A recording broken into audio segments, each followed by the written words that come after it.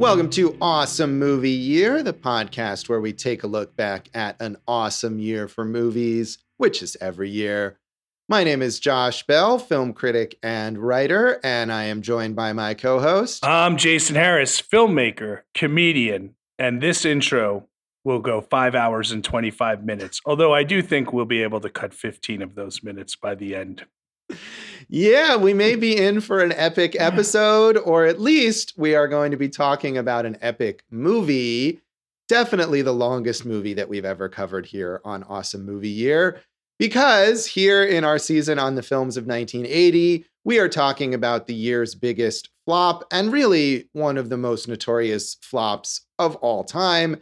And that is Michael Cimino's Heaven's Gate, with its running time of 3 hours and 39 minutes. And I was referencing the rough cut he showed to the studio executives, and they didn't know how long it was going to be. And it was 5 hours and 25 minutes. And he didn't tell them that. He just said, it's long, but I think we could cut 15 minutes. So generous of him to be willing to cut that down by 15 minutes. Yeah, what is there? I mean, Heaven's Gate, I feel like, is one of those movies that even if you don't know anything about like the plot or who's in it or really any other details, it is still known as shorthand for a giant box office failure. You know, we've talked about some big failures in our flop episodes, stuff like North, which is also really quite notorious. But other than maybe like Ishtar, I can't think of another movie that is so definitively known for being a failure. Here's the difference. Well, maybe Geely. You're right. We did talk about Geely too. Yeah. Here's the difference, though. All those movies we mentioned received traditional releases and were given a chance to fail or succeed based on whatever they were. This movie had no chance to succeed based on what happened with it.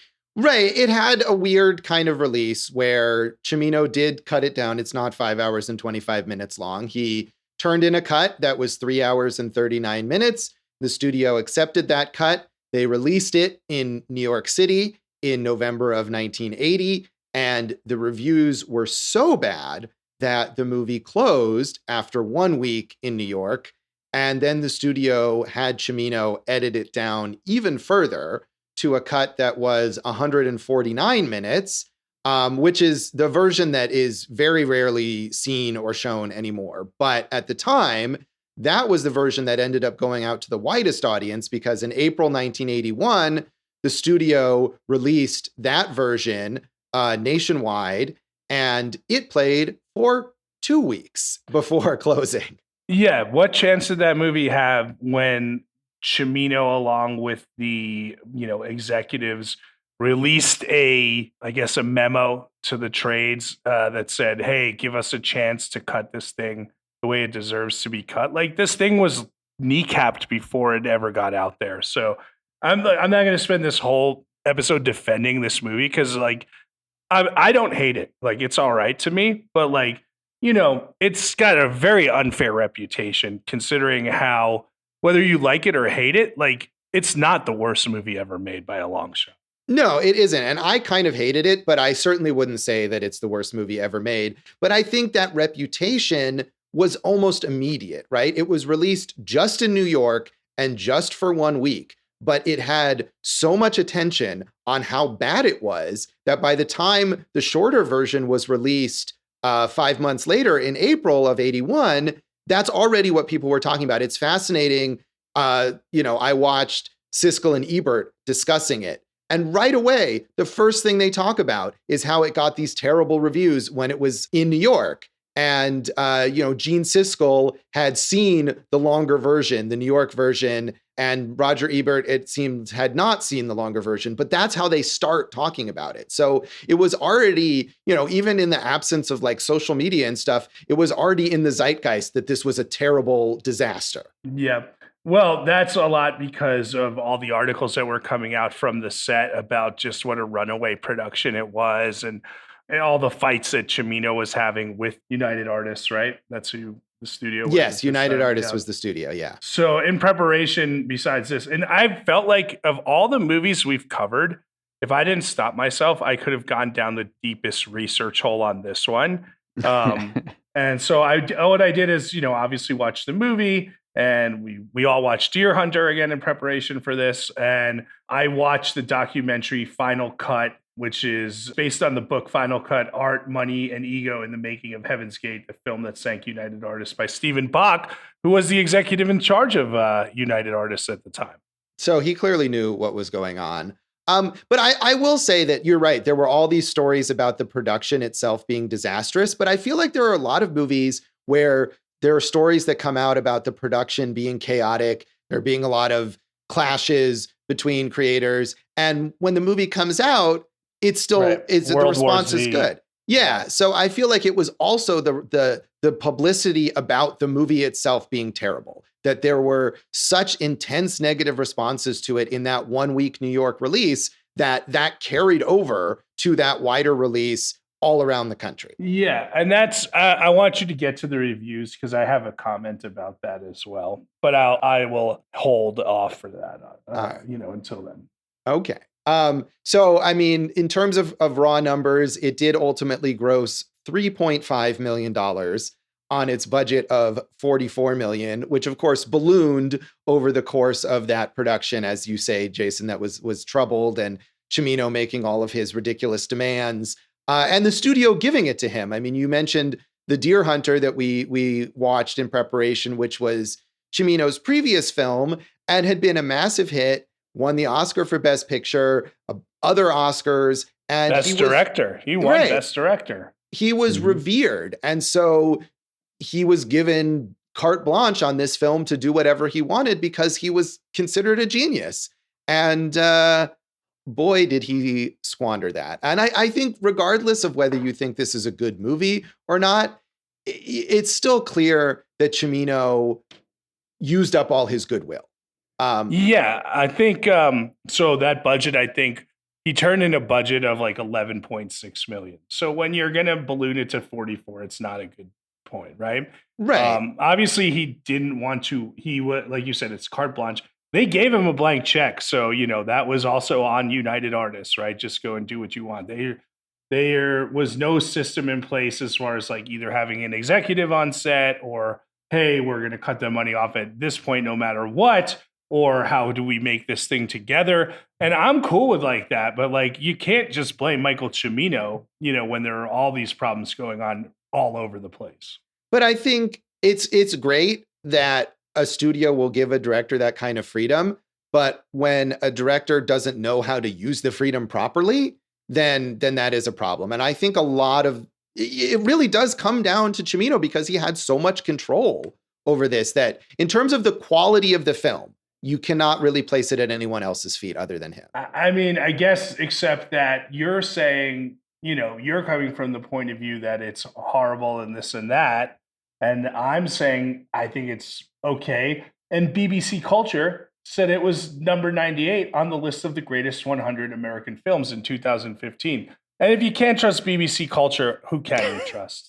I mean, there certainly is a real reassessment of this film that, maybe we'll talk about more. But my point is that regardless, like even if you like the movie, the credit or the blame all goes to Cimino. I think that's my point. Well, as you know, you murdered him in 2017, so he's not here to defend himself. I think he died in 2016, actually, but you did the murder. You would know. You'd know. All right.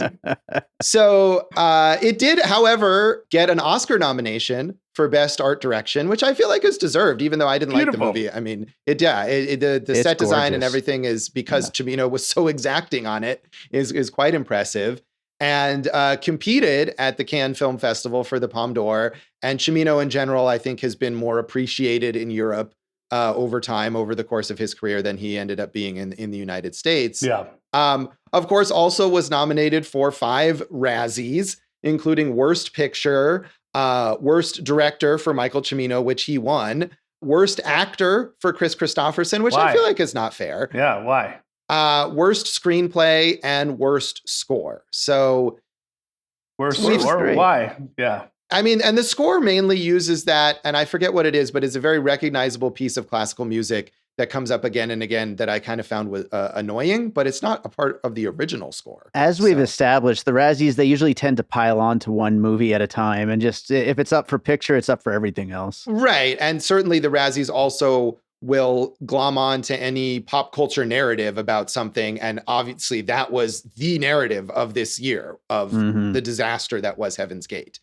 So the other thing in terms of reviews is there's really two kind of sets of reviews. There's reviews that came out from the New York release of the original cut, which is the cut that we all watched. And then there's reviews that came out in the wider release of that 2.5 hour cut, which is is almost entirely unavailable to watch now. And no one really gives much credence to it. So watching Siskel and Ebert, they gave it, of course, 2 thumbs down. Siskel had seen it both in the longer and the shorter versions, Ebert only in the shorter version. So in his review, based on that shorter version, Roger Ebert said, if the film was formless at 4 hours, it is insipid at 140 minutes. At either length, it is so incompletely photographed and edited that there are times when we are not even sure which character we are looking at.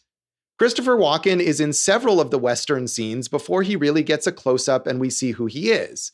John Hurt wanders through various scenes to no avail. Kris Kristofferson is the star of the movie and is never allowed to generate enough character for us to miss should he disappear. It is the most scandalous cinematic waste I have ever seen. And remember, I've seen Paint Your Wagon. Oh, I have not seen Paint Your Wagon, the Clint Eastwood musical Western. But it was interesting. And Ebert spends a lot of his review and also spend a lot of the Siskel and Ebert segment talking about how terrible this movie looks. And it was interesting to me because I know I completely agree. I think the set design is great, as we talked about, but watching this movie, it's so muddy and so washed out. I thought, oh, the DVD that I got just must be not a great transfer. And if you get, a Blu-ray or something, or maybe when you watched it originally, it looked great. It's, I guess, meant to evoke kind of like the sepia tones of old time photographs. But yeah, I thought the visual style of this movie was just muddy and grimy, and I didn't like it.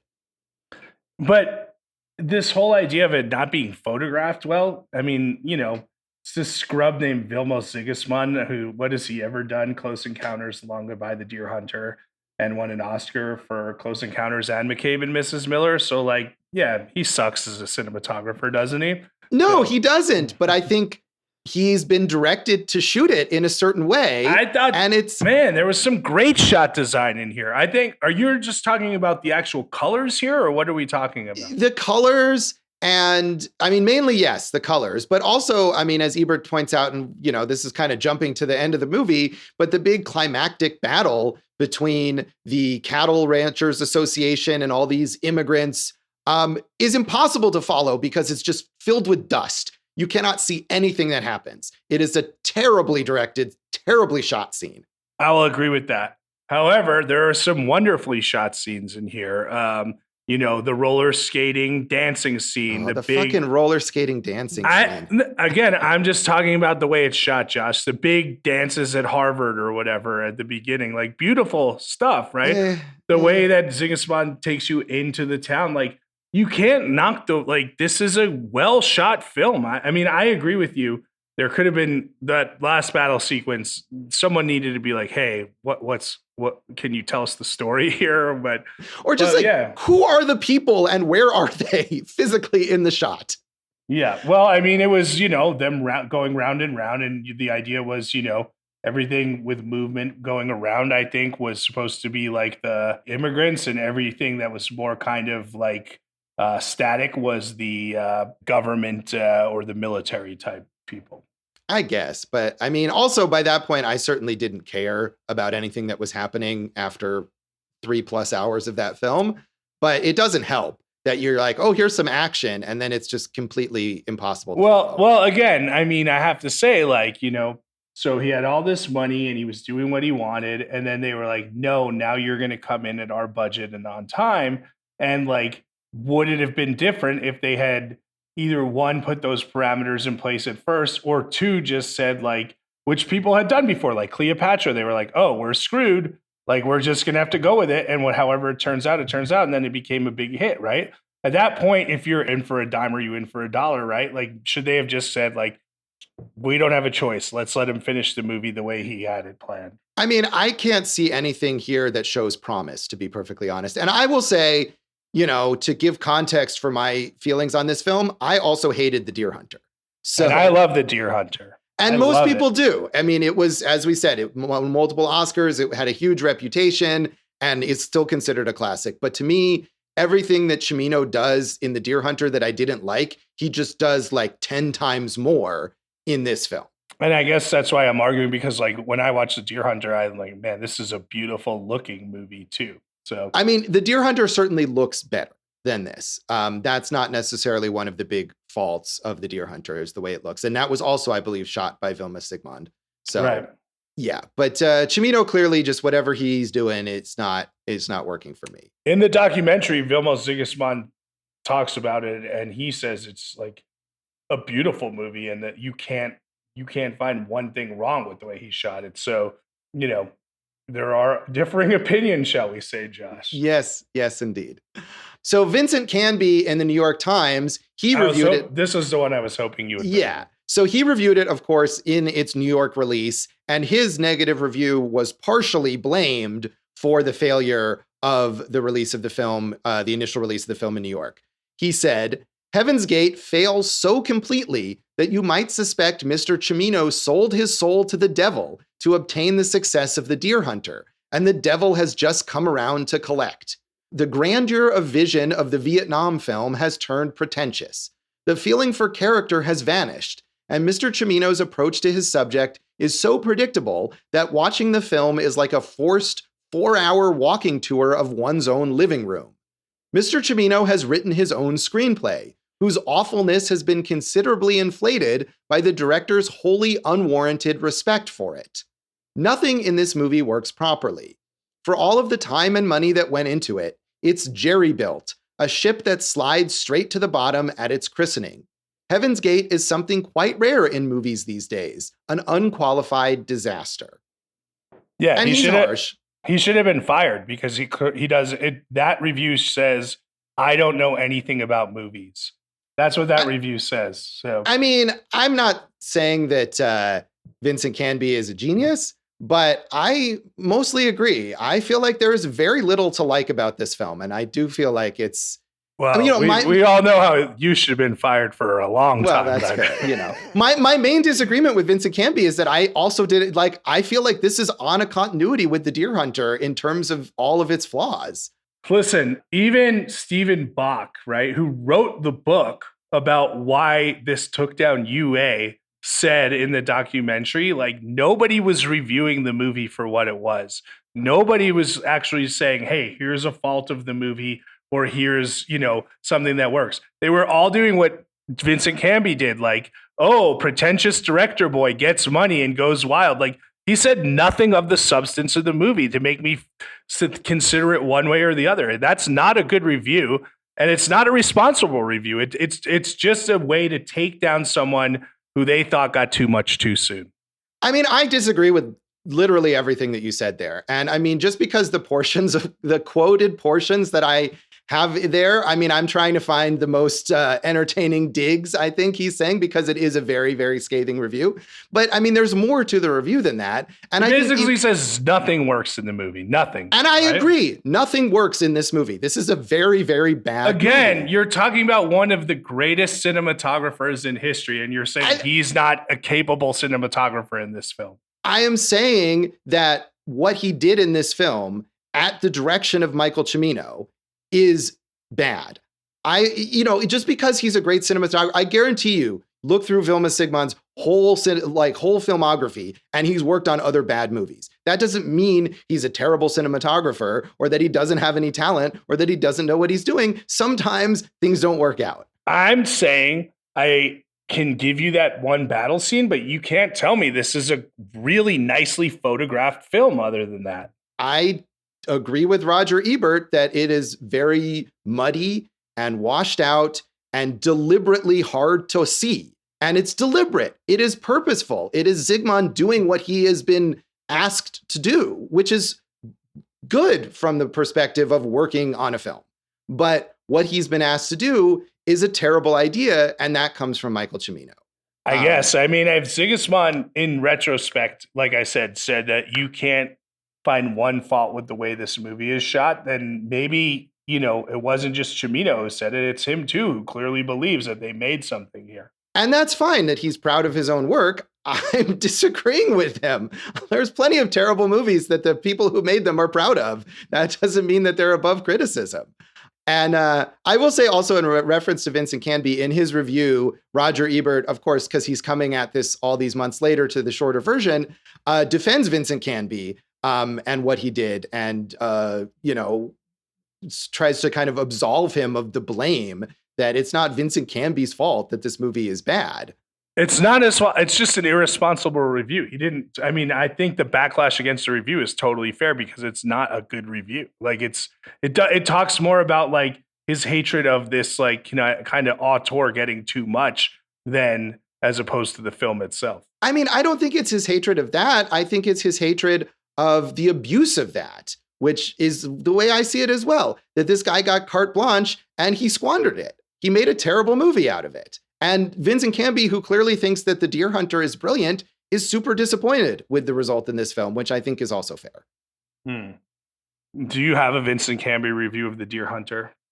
I'm not to hand, no. But I would bet that his review is, maybe we all got caught up too much, and this guy really isn't that good, no matter what we said.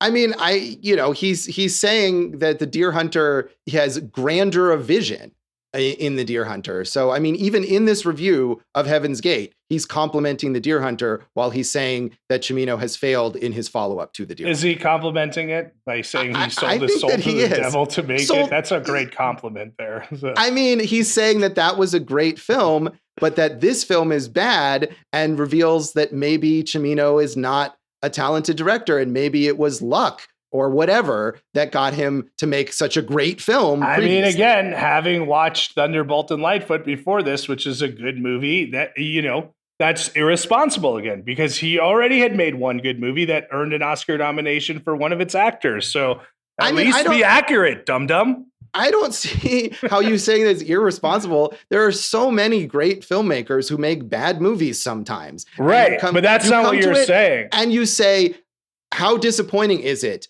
that this movie is bad when this guy made great movies previously? That's great. If that's what you're saying, that's fine. But that's not what you said. You're saying maybe it's luck that he was able to make one of the greatest movies of all time based on this, because he has shown that he has no skill. But if you went back to his earlier work, you would see he does have skill. I don't know what Vincent Canby thought of Thunderbolt and Lightfoot, and I haven't seen it, but I don't think that this is irresponsible. And I think the idea of blaming a reviewer, we talked about this in one other episode, and I can't remember which one it was, where the filmmakers blamed the New York Times review or the LA Times review. I think it was the LA Times review for the failure of their film. I think is a cop-out and is disingenuous, and no critic has that much power. I'm saying, and I'm not blaming Vincent Canby for the failure of this movie. I already stated that I think that they kind of screwed up by taking it off the shelves and re-editing it and like announcing that it wasn't done. Like, this is the studio, along with Cimino. Like, they didn't make the movie they should have made, right? But I'm not blaming Canby. I'm just saying this. I don't agree with his review, and I think it's an irresponsible review. And I know you signed a document saying you always have to defend the critic, but I'm not going to go there. All right. You're allowed to Yeah, I'm allowed to critique the critic, Josh. You are. Let's move on then to a critic who actually had some positive things to say. This is again based on the shorter version. Peter Ackroyd in The Spectator said, "Heaven's Gate seems to be a film which, by some strange alchemy of misfortune, attracts more and more disasters until it is buried by them. This is, of course, what makes it interesting. It happens also to be a good film, but that is by the way. It is better than good. It is bizarre. The theme is a familiar one. A few men against the establishment, poor against the rich, mixed with a little sex and a lot of violence. But the story does not matter, only the use to which it is put. Films with an historical sweep of this kind can always command attention. The imagination of the audience hardly has time to do anything but assent to the self-confidence and the bravura with which Mr. Cimino recreates American history and transforms it into epic. Heaven's Gate is an American populist epic, and we shouldn't let matters of taste stand in the way of our enjoyment of it.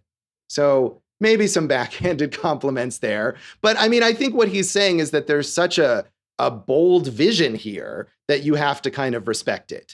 And I think that's fair. I like that stuff. I like, I'm always for taking a big swing, whether you connect or not. I will always respect that. Yeah. I mean, and I generally am in favor of that too. And I suppose good for Cimino for running with the opportunity that he had to make the exact film that he wanted to make after the success of The Deer Hunter. And this is a movie, we should say, that he'd been trying to make for many years before The Deer Hunter, is a script that he had written initially in 1971, I think it was. And he was fascinated by this historical event, the Johnson County War, which was the battle between the farmers and the Ranchers Association in the 1890s in Wyoming. So he obviously took all of that and went with it. And I think he doesn't know how to restrain himself. And that's the problem here. But I do appreciate that he decided he was going to do exactly what he wanted to do when he had the chance to do that. So I'm going to agree with you. Yes. He needed someone to say, whoa, buddy. Whoa, Yes. buddy. Whoa. But like you said, Josh, it's a cool story. This idea of like immigrants having to hold their ground against the corrupt government back in the day were, murdering them. Shane and the Virginian both played on that. I got to say, Josh, maybe I was a little hard on Vincent Canby there because I was equating him with Kathleen Carroll of the New York Daily News, who was the one that was quoted as saying there was nothing good in this movie. And I was just like, well, you don't know movies or anything about movies then. So I apologize, Mr. Canby. Well, I mean, Canby is quite harsh. I mean, he calls it an unqualified disaster. So screw you, Canby. Pretty much like saying there's nothing good in it. Yeah. But Josh, I wanted to bring up Kevin Thomas's review from the LA Times, who gave it a positive review. And then when they asked him about it, he said, I don't think in 20 years of movie reviewing, I've been so totally alone. Right. And I mean, obviously he wasn't entirely alone. And I will say, The Spectator is a UK publication. So as we're referencing in Europe, even maybe right at this moment, Cimino has a bit more respect. And a lot of his perspective, Peter Ackroyd, is about being an outsider looking at American cinema or American history and having a certain distance from it. So I'm sure Kevin Thomas felt at least slightly vindicated over the years as more people came around to this film. Yeah, it became all the rage in like these film festivals like Venice and New York, right? Like in the 2012 or around that point in time, it was like a sold out affair wherever it played. Yeah, I mean, it took a long time, obviously, to get there, but eventually some people at least had come around to it. I have one more quote for you, Josh. Yeah. This is from Kris Kristofferson. He said, I'll bet Michelangelo cared. I'll bet Picasso cared. Anybody who believed in their artistic vision probably cared. I didn't care that much, but I was glad to be working with somebody who did. Yeah, and that sounds like a Kris Kristofferson thing. And he's I think his performance in this movie is fine for what it is, but he's definitely one of those actors who's just kind of like, hey, here I am chilling on a movie set. And that's always his vibe. That's it. That's what he does. Maybe Alice doesn't live here anymore. Wasn't he in that? Didn't Scorsese maybe get a little more out of him than that? But yeah, not that he hasn't given good performances, but I do think that's part of his vibe. And you get him to play that kind of a character, maybe, who is just this kind of chill person. So that doesn't surprise me that he said that. So having seen that documentary, Jason, do you want to mention anything else on the background here? I got a little fired up there, Josh. You did, but that's good. I needed good to have passion on this podcast. Yes, that's right. You covered a lot of it, so yeah. Oh yeah, no. The thing is about that that second cut that they put out, Josh, right? The one that's like 2.5 hours. The stuff that they cut out would be all the stuff that I would defend, and I know other people have defended. When I mentioned the skating scenes, you just went, ugh, Yeah, and see, and I was going to say, looking, Wikipedia has this list of things that were cut in that shorter cut, and reading that list, I thought, I would have cut all of those things. I think all of those things deserve to be cut. So, and I just think, the skating, the dancing, some of the battle stuff, like Sigismund was saying, like the way Cimino directs, like is like he paints with like his shot design, like so he moves extras, and this is part of the problem, right? He can spend hours like saying, no, older lady, you go in the back row, younger man, you go in the front, and then he could just keep on doing that, right? But we know the same thing about like Coppola from like Apocalypse Now, where they would wait half the day out for the right light, but Coppola somehow made it work, right? Yeah. No, the original budget was $7.5 million. They used 1,200 extras on this thing. They made the actors go to something called Camp Cimino, where they learned how to ride, shoot, skate. It's just a crazy story, Josh. Like you said, the first week, 6 days, they were already 6 days behind in shooting. They spent $900,000 for 1.5 minutes of usable film. By the end of 2 weeks, they were 10 days behind and 15 pages behind, and had less than 3 minutes of film approved. So this thing was not going to work out. You're right. Yeah, I mean, it's irresponsible. It's irresponsible as a person. Agreed. Yeah. So, but there needed to be an executive there in charge of it too. Right. The studio too, definitely not doing their due diligence on making sure that this movie turned out the way that it could have or should have. Once they we're like, hey dude, you now work for us. We're not partners anymore. So if you don't get this done, we'll like just pull the plug or sue you. He got everything done in time. So, sometimes you can't, you can't let come up with a metaphor here, Josh. Instead, we'll just come back and talk more of our general thoughts on Heaven's Gate.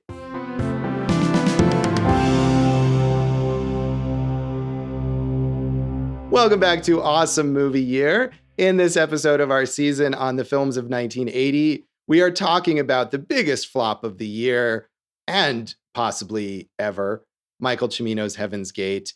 And I got so wrapped up in our discussion of Vincent Canby in the previous segment, I forgot to bring up, our previous viewings. But I think all of us, we had not seen this film before watching it for this podcast. No, and I got to give us all credit, because I think we all watched this and The Deer Hunter, and The Deer Hunter's 3 hours long. And I also watched Thunderbolt and Lightfoot, which comes in at a mere 2 hours. Yeah, it's definitely quite the undertaking to watch this film or to watch The Deer Hunter. And I had never seen either of them, but you're right. I think we both agreed that The Deer Hunter is kind of key background for this, especially because that was what got Cimino in the position to make Heaven's Gate. And as I alluded to earlier, I did not care for The Deer Hunter.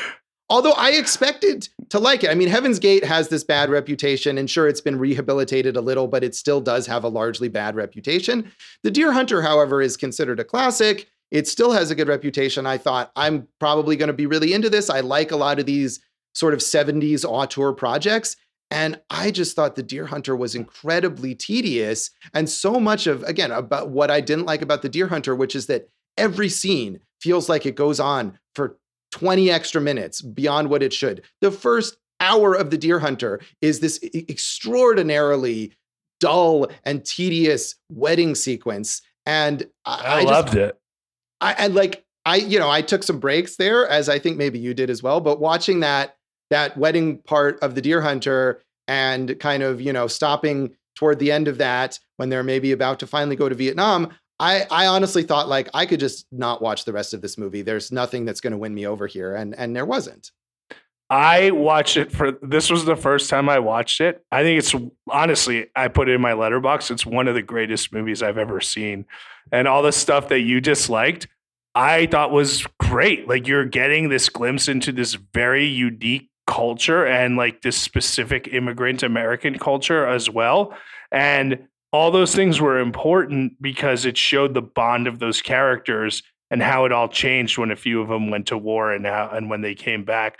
So that was kind of what excited me about, Heaven's Gate. is like, are we going to get like, it's immigrants, it's the American West, like it's this whole story again. I will say this, Josh, I started this movie before you guys, I think, like a few days before, and it felt like a great weight had been lifted off of my shoulders when I finished it. I don't love this movie by any means. Like, I'm just okay on it. I'm not gonna, but I mean, I think there's a value to it for sure. I mean, so it starts off with a sequence that I suppose is kind of analogous to the wedding sequence in The Deer Hunter. No, I'm going to disagree because this is way more unnecessary. Because, you could cut that whole thing. You could cut the prologue and the epilogue, which they almost did. I don't think if you did that in The Deer Hunter, it would work, like from an emotional standpoint. Here, you could cut the whole thing and it would be fine. Like if the movie started where like, hey, the train's coming in and Kris Kristofferson's getting off the train, and it's like, you really lose nothing. Except that Harvard stuff is just beautiful and like total spectacle. And I kind of like it. I don't care about the speech and all this, but I just like the way he makes things look and the overall just grandeur of it. But go ahead. Yeah, no, I mean, I agree that you could have cut it and it should have cut it. It's just completely, not only is it unnecessary, but it starts out and I'm like, this movie is completely incoherent. So it is the graduation at Harvard in 1870 with Kris Kristofferson's character and John Hurt's character. And maybe I'm just stupid because they're the graduation ceremony. Joseph Cotton, the great Joseph Cotton, shows up as, I don't know, some sort of reverend chaplain or something at campus, gives a speech that I did not understand. Then John Hurt comes up and he's the class orator giving a sort of a valedictory kind of speech that gets this raucous response from the audience. And I had no idea what the fuck he was talking about. And I feel like, it's at the beginning of the movie and I'm like, this is clearly meant to sort of establish the themes that we're then going to see throughout the film. And it made no sense to me. Yeah, he played the Reverend Dr. Joseph Cotton. That was the name. And I don't think his speech was that was even more like unnecessary. I mean, at least the character of Billy, like his speech was supposed to have some type of meaning going forward, right?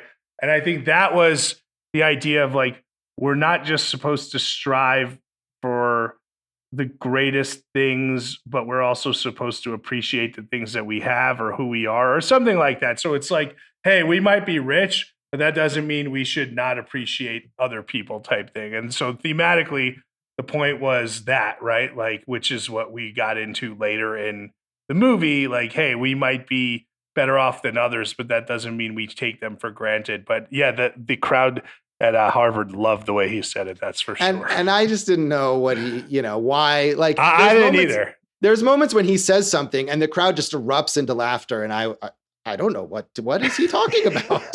That whole character, John Hurt's whole character, is completely superfluous. Has no purpose whatsoever in the movie. Stands around kind of drunkenly rambling in a handful of scenes, and then gets murdered in the final battle, and could have been cut entirely.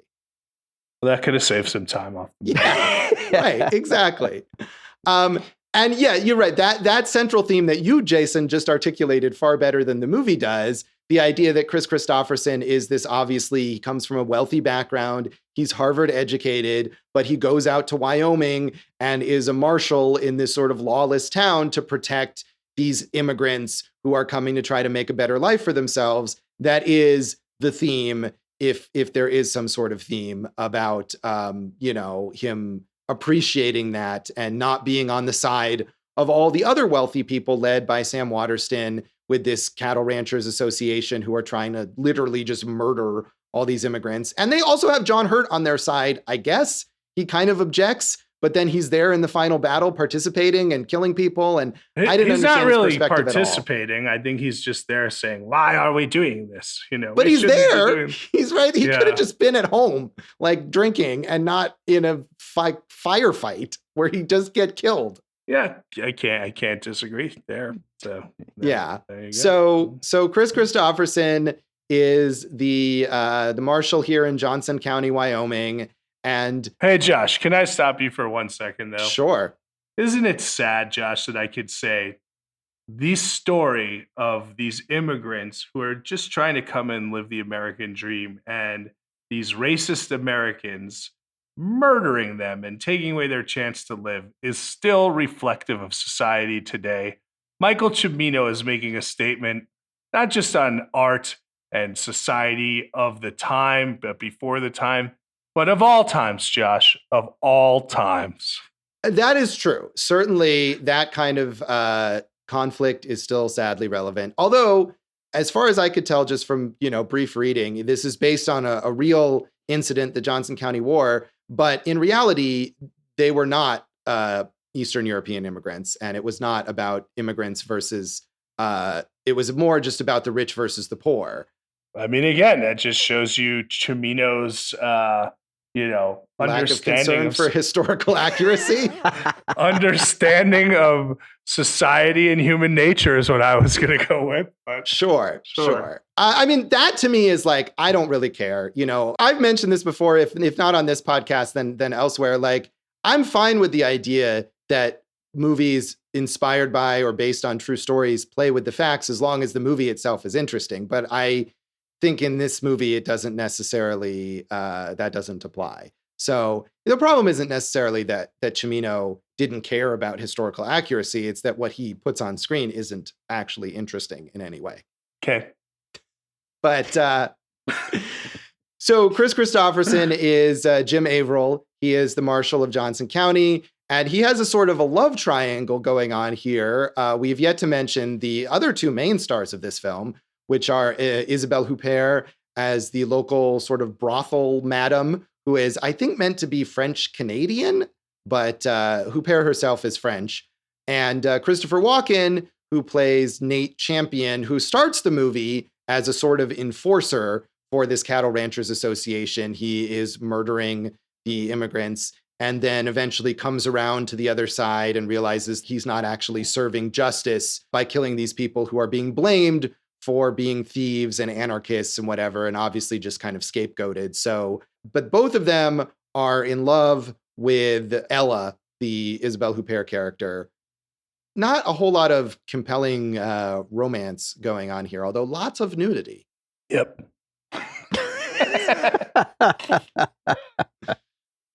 What did you buy into that romance, Jason? No, I want to let you summarize the movie. So no, of course. Look, it's a mess. There's a lot of mess going on here. I kind of like the Walken, arc for that character who is, just the bad guy who shoots immigrants until he learns that, like, hey, I'm on the wrong side of this thing, and then turns. Yeah, like the romance. I mentioned McCabe and Mrs. Miller. It did feel a little McCabe and Mrs. Miller-ish with the whorehouse and, the Wild West and everything like that. But obviously, it's not as good as a film as that. But yeah, no, it's all over the place. You've mentioned two elements, and I'm looking at my notes, and I'm like, man, this is going to be a long synopsis he's got to go through. Well, I mean, that kind of some, like, the basic beats of it. Right? There's the love triangle, and then there's the battle between the Cattle Ranchers Association, led, or whatever they're called. I'd probably misnaming them. The Wyoming Stock Growers Association. Stock Growers Association. There you go. Led by Sam Waterston's character, who is, his mustache isn't big enough to twirl, but he might as well be doing that for how villainous he is. Frank Canton. He's a bastard. Yeah. He is a bastard. And they put out the death list of 125 people that they've decided to kill, which is nearly every resident of Johnson County, including Ella, the Isabelle Huppert character. And then there's a big battle. I mean, there's big battles. There's a couple of big battles. It's really unnecessary. And I mean, there's a lot of extra elements to this film, but that is the basic plot structure. Part of the problem for me, too, is that this film is so long and so sort of shapeless that we establish the urgency of, like, an armed group of mercenaries are about to kill literally every person in this town. And then we have a 10-minute roller skating scene. Well, Josh, clearly that goes to Cimino's philosophy on no matter what is going on in life, one should appreciate beauty and human connection. And that just the impossibility of things that are both tragic and wonderful at the same time, showcasing these matters as divergent yet connected all the way through, yet again, just shows what a genius he is. I mean, I don't know if you believe that or not, but I feel like that encapsulates probably what he's imagining. You didn't even mention Jeff Bridges yet. Yeah, Jeff Bridges. Okay, I had to look at Wikipedia to be like, who the fuck is this character played by Jeff Bridges? Like, it is very unclear who he is. He's John L. Bridges. Yeah, sure. He's some sort of local businessman. At first, I thought he was the mayor of the town, but he's not the mayor. He's just some sort of local businessman who runs Heaven's Gate, which is the name of the town hall, meeting hall, slash event center, roller rink, event center. Yeah, whatever. Also, not really a necessary character. He gets drunk one time, and Kris Kristofferson has to help him dump him in a wagon. And I guess they're friends, but I mean, nothing in this movie. Did you think the wagon looked good at least? Yeah, like I said, the set design, the Oscar for the set design, or the Oscar nomination for the set design, it does look great. They built this whole Western town, and it looks like a real Western town. That is quite impressive. You can see the amount of money that they spent on recreating this historical place. Actually, Josh, you cannot see the amount of money, because in that documentary, they had said that when it was done, Cimino looked at one of the streets and he said, no, it's supposed to be further apart. So they said, okay, cool. We can move this one side of the street 6 feet back, and that'll be the easiest way to do it. And we could save money. And he said, no, I demand that you move each side of the street 3 feet back. and I'm sure he would argue that if you watch the scene, there was a purpose for it. There was a purpose for it. Right. So, no, I mean, this movie is full of insane details. One thing that I noticed that was just so bizarre and, but is obviously on purpose. There's a scene where I believe it's Kris Kristofferson and Jeff Bridges are in some sort of saloon, and some of these, I think it's some of the immigrants come in to talk to them and say, well, what are you going to do about the Stock Growers Association? And as they're having this discussion between Jeff Bridges and Kris Kristofferson, they're sitting in front of a window. And outside the window, across the street from the saloon, is a guy juggling bowling pins for the entire duration of the scene. It's just wonderfully, again, he's painting with his extras, like Sigismund said. So why not? Yeah, I mean, I sort of appreciated the absurdity of that. But at the same time, I was like, it's distracting me from the substance of the scene here. That is an important discussion between these two characters. Josh, did you know this was an uncredited Willem Dafoe's first movie? And of course, Mickey Rourke's second film where he played Nick. Yeah, there's a lot of these sort of up and coming actors who make brief appearances in this film. In addition, I noticed Tom Noonan, who, way back we talked about his film. What Happened Was, and Terry O'Quinn, who of course we all know from Lost, playing the military commander. So yeah, a lot of little parts for very talented actors. Terry O'Quinn is great in Patriot also. I have to recommend that. So all of these guys, good actors. I mean, yeah, look, we can go back and forth. I think it's, it's a completely absurd movie. I thought there was a lot of beauty to it, and there was enough there for me where I'm not going to trash it. I'm not going to just ride that first wave, be a follower. I'm not just going to jump on the bandwagon, Josh. I'm going to come up with my own opinion.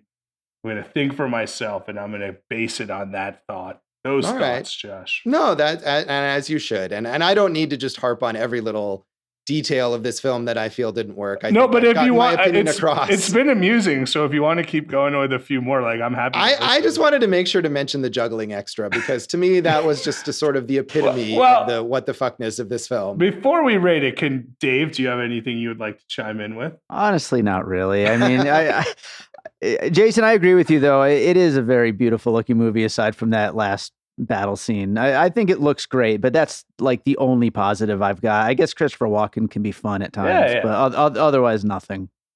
All right. Should we rate this out of 5 juggling extras. Yeah, Sure. there's a good one. I was going to say 5 deaths of movie studios, but juggling extras. That is works fine. too. Yeah. So on Letterboxd, I had it as 3, and then I did research on this movie, and the American Humane Association has it on its unacceptable film list, which means that the cockfights and the horses were dying, and I don't care for that. So I drop it a full star based on animal treatment, Josh. Okay. 2 stars. I've defended it for its content, but I will never defend it for inhumanity towards man nor beast. Yeah, I definitely noticed that cockfight scene and thought this has to. I had be to real. turn away from it. Yeah, it's pretty unpleasant to watch. It really is. So that is only one of the things that I obviously disliked. But I'm going to give it 1.5 juggling extras. I do appreciate the ambition, even if it's a wholly misguided ambition. He went for it. And as much as I didn't like sitting through it, I have to, sort of give him credit for something that no one else maybe would have done. So, Josh, the lesson here is you could get a decent review if you're not cruel to animals. from Jason, yes. Yeah. From Jason. Yeah. And from me. Right. because I'm Dave gonna is drop- quite the I'm- animal lover. Yeah, I'm going to drop it a star too. I agree with you, Jason. Yeah, definitely. I went 2.5 on Letterboxd. I'm dropping it to 1.5. Screw this Wow. movie. Okay. We agree then for entirely different reasons. We yes. have taken a stand here on Awesome Movie Year, much like the immigrants in Heaven's Gate took a stand against those bastard stock breeder cattlemen. The stock boys, is that what we're going to call them? Whatever they were. Stock Growers Association. Yeah. We'll come back in a moment and talk about the legacy of Heaven's Gate.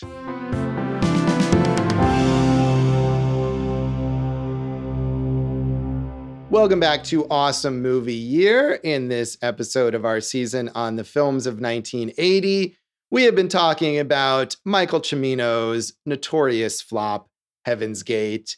And the immediate legacy, of course, of this film is its spectacular failure, which led, at least partially, to the downfall of the studio United Artists, which was sold off and lost its status as like an independent entity.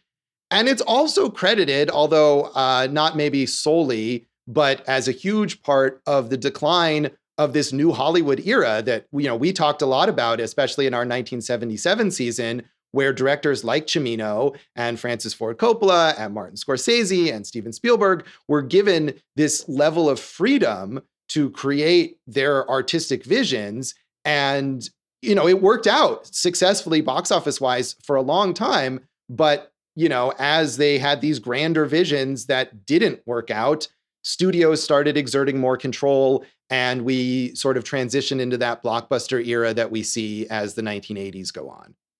Yeah, United Artists, Charlie Chaplin, Mary Pickford, Douglas Fairbanks, D.W. Griffith, right? It was exactly what they said. It was the studio for artists and had a legendary kind of run. And it was owned, by this point, it was owned by the Transamerica Corporation, right? So they said that, yeah, as bad as this movie was financially, they made, because of the corporation, they were able to like make up for the debt within one day, right? So maybe it was the fact that it was owned by a corporation that didn't really care about making movies or what happened with the movies that also killed it off, right? So that's part of it. But yes, okay, it helped kill that. More sadly, or sadder, as most people would say, is that idea of it did kind of kill New Hollywood. Not that the 80s weren't a wonderful time for movies, but I think really now more than ever, we're seeing the need for like these auteurs and that vision because, everything's a Marvel movie or a franchise movie. And I think where we're getting at is on like those streaming limited series, but it would be nice to see more of that just as movies, so.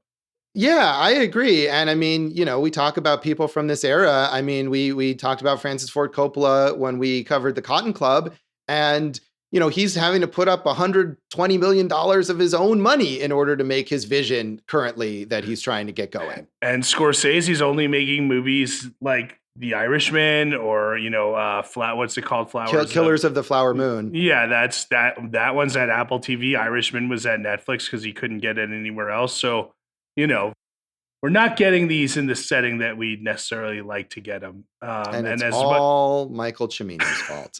Yes. I'm dropping another star off my rating. Yeah. Strangely enough, so this did basically kill Michael Cimino's career as a major filmmaker, although he continued to work.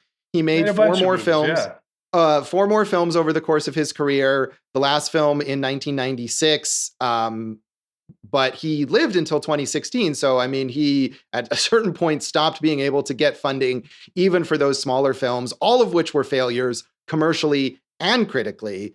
But it was weird to me. So that to me is sort of not a surprise that whatever movies that he made after this were smaller films, they didn't succeed. But as I think we talked about when we talked about Footloose, he was offered the chance to direct that big studio film that even after this, some studio said, hey, let's give Michael Cimino the chance to direct our teen dance movie. That's going to be a big mainstream play. And he eventually turned that down because they didn't want to go with his artistic vision. But the fact that he was even offered that movie is kind of surprising to me. Well, yeah, I thought he was like on it, but he was already turning it into just like a total, different project than what it was. Like it was Herbert Ross, right? If I remember. Yeah, and he was the eventual director. But he was supposed to be directing, and then he wanted too much money, and they brought Cimino in, and Cimino's plans were so just against what they were looking for. They were like, just give Herbert Ross the money,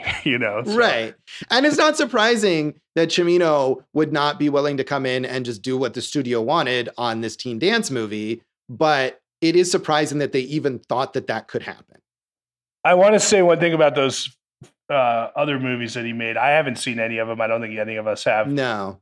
Quentin Tarantino's a huge fan of like Year of the Dragon, I think. So at least there's a big fight scene that he loves in there. I know that.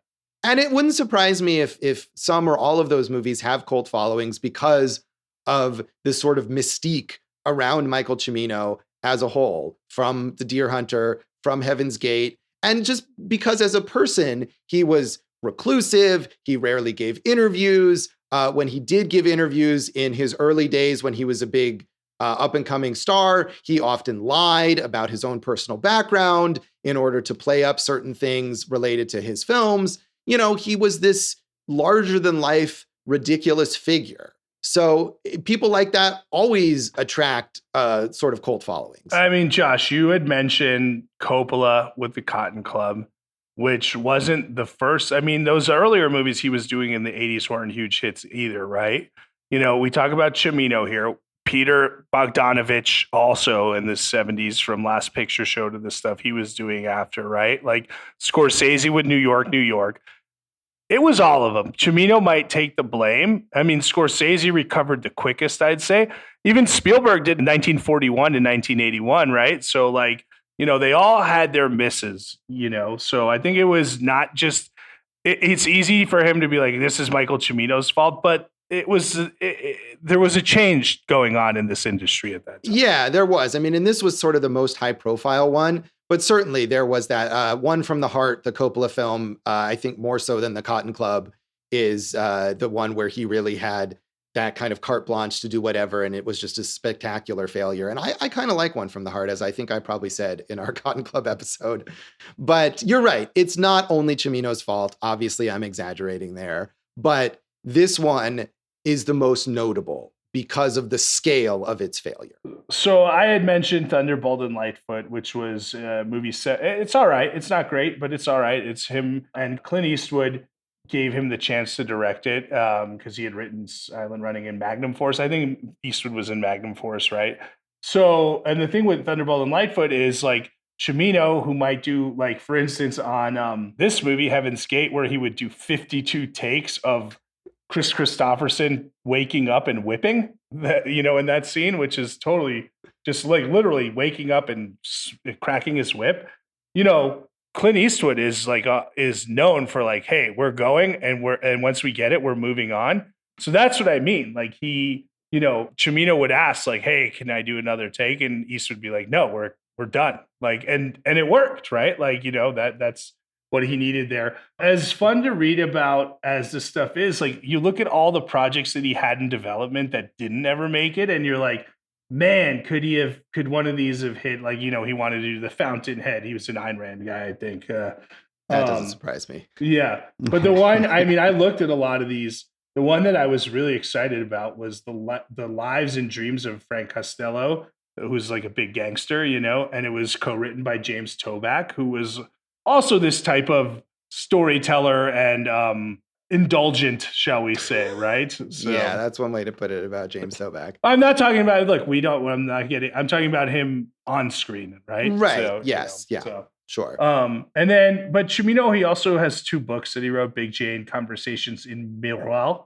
So, and like you said, this movie's been reassessed. It was a huge hit in Venice and New York in like the late in like 2012 and everything. So, it is what it is, baby. Yeah. In 2012, there was a slightly different version that's, I think, 3 minutes shorter than the main original premiere version that Cimino oversaw, that premiered at the Venice Film Festival and generated a kind of a new round of appreciation for this film. And certainly there are staunch defenders of Heaven's Gate as an artistic vision.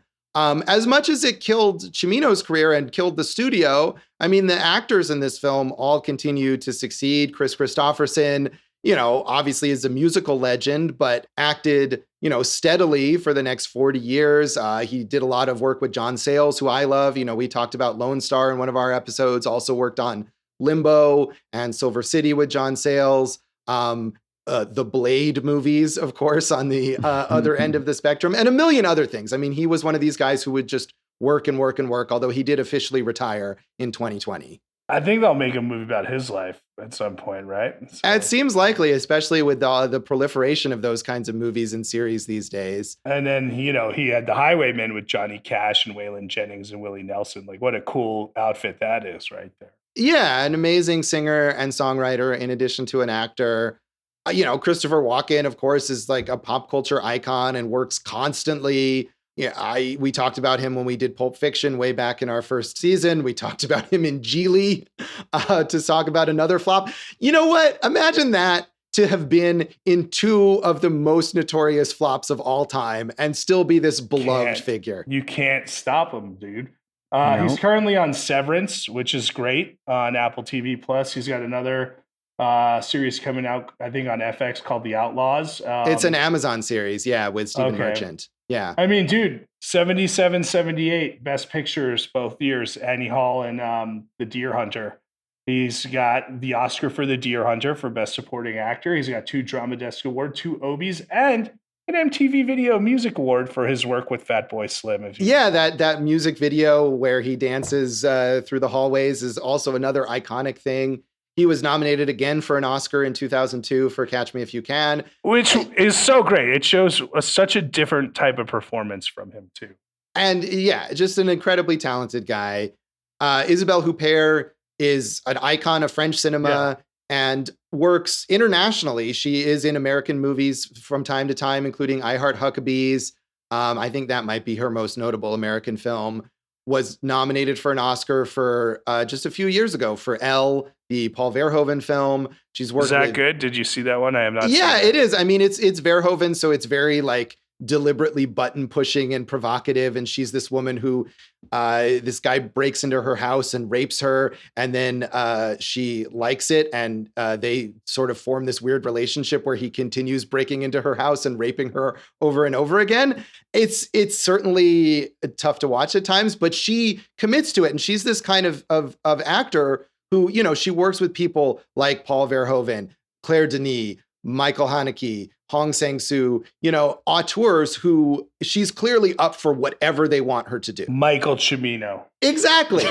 No, seriously, it's true. And I could see her as someone, I mean, she didn't, but I could absolutely see her as someone who would have worked with Cimino again and would have just gone with whatever his crazy vision was. I should say, the story is that basically, Jane Fonda and every, American popular actress at this time was turning this role down. But Cimino did fight for Huppert to be in this movie. And she's a great actor. She really is, and is so versatile in all of these different kinds of parts in multiple languages. Hong Sang-soo is a Korean filmmaker, and I think she's the only like non-Korean actor who's been a star of one of his films, and she's been in 2 of them. So, someone that is sought out by this wide range of filmmakers. And, we talk about Jeff Bridges, who has kind of a supporting part in this film, but he's, of course, an icon too. Jeff Bridges nominated 7 times for Oscars. Amazing. And one for Crazy Heart. Yes. So, he doesn't do a whole lot in this film, but is just generally an amazing actor. And, right from the jump, I think Last Picture Show is right where he was discovered, and he's great right from the jump and all that stuff. His new thing, maybe that's the FX thing. The old man, a former intelligence officer living off the radar, finds himself targeted for assassination. Yeah. Sounds like it's going to be great with him. Yeah, I look forward to that. And that was something where they had to kind of pause producing it because Jeff Bridges had been diagnosed with cancer and underwent treatments, and thankfully is doing better now. And I think they're back on track to get that show out soonish, and I definitely look forward to that on FX. So, you should mention John Hurt.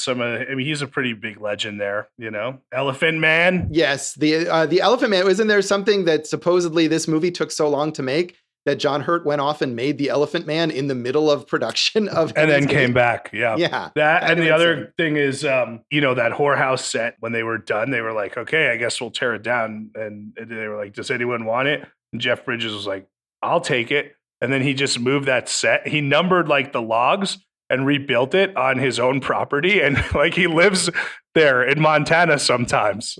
So. He lives in the whorehouse from Heaven's Gate. It's like his cabin now. Yeah. That is amazing. I think that is a perfect note to end on. Far out, man.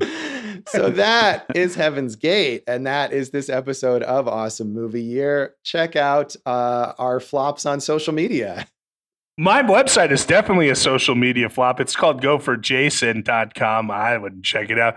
However, I got to say, on the other socials, man, we're riding high, baby. Jason Harris Comedy or Jay Harris Comedy on all of them. And Josh, of course, we as a unit are together at awesomemovieyear.com.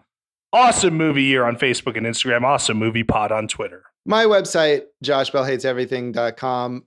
Mostly a flop, really, too. Josh Bell Hates Everything on Facebook. And at Signal Bleed on Twitter, and listen to our producer David Rosen's awesome podcast, Piecing It Together. Check out Piecing It Together wherever you listen to podcasts, and follow us on social media at Piecing Pod, and check out our Facebook group, Popcorn and Puzzle Pieces, where I'm sure there's some people who have reassessed Heaven's Gate. Yeah, let us know. I guarantee you someone or more than someone will tell us how Heaven's Gate is brilliant, and I look forward to hearing from them. So, Jason, what do we have in our next episode? Josh, I'm very excited. It's a movie I love. It is the Palme d'Or winner from 1980, Bob Fosse's All That Jazz. So tune in next time for All That Jazz, and thanks for listening to Awesome Movie Year. Thank you for listening to Awesome Movie Year. Make sure to follow Awesome Movie Year on Facebook, at Awesome Movie Pod on Twitter, and at Awesome Movie Year on Instagram. And if you like the show, review us and rate us with 5 stars on Apple Podcasts.